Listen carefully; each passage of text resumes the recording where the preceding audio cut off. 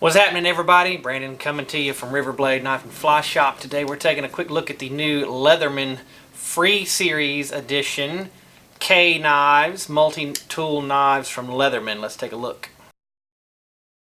Time for some knife nuggets.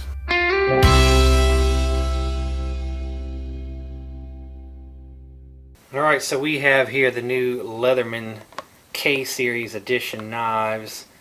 These come in what they call the free K2 in gray. There's also the K2 in silver. Then there is the K4 in gray and K4 in silver.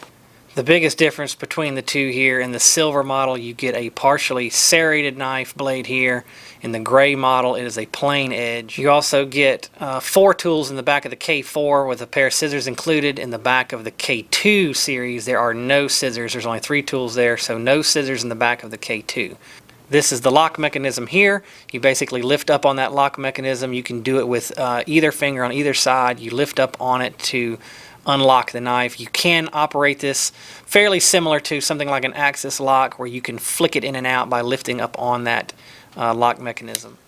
So these K-Series knives from Leatherman are coming in with a 420 HC blade. That blade length is listed at 3.3 inches. It's got a closed length of 4.5 inches. The tools off the back, you basically flick with your fingernail, separate out what you want. They also lock in place with that same mechanism right there. You can see on the K4 series the thickness there obviously is a little wider than the K2. But I will go ahead and tell you that sliding that down in your pocket, it's not really that noticeable. I've got a Microtech in my pocket at the moment, and I mean, it's definitely a little wider, but not enough that it's that much noticeable, to be honest with you, in the pocket and getting my hand in and out of it. If you're like me, one of the handiest features of this is this locking mechanism. I'm a little bit of a fan of the Benchmade axis lock on a standard folder, in the sense that I can flick the blade in and out without ever putting my hand on it, just by working the lock mechanism.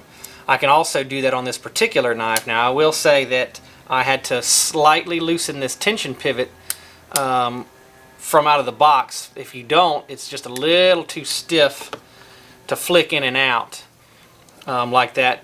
This knife right here I have not done anything with out of the box, and you cannot flick that one with your thumb on that groove or by operating it with that lock. It's just a little too stiff, but if you take just a little bit of the tension off, you can definitely flick that knife out with that thumb groove, or by, again, taking the tension off it with the lock mechanism like you would something like a Benchmade axis.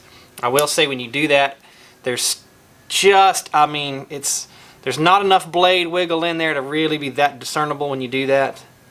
You'd have to be really nitpicking on it to say there's a little bit of blade wobble in there. It's pretty solid still, even with loosening that tension up and able to do that right there. It might would loosen up over time if you didn't take the tension off the pivot, but a couple of Torx screws in there allows you to do that. That's the way I prefer to run with mine. That's just one of the features about this particular knife that I do like a lot. So these are new offerings from Leatherman for this year. If you like a knife with some multiple tool options on the back, some screwdrivers and things, these are some pretty nice options. Check them out.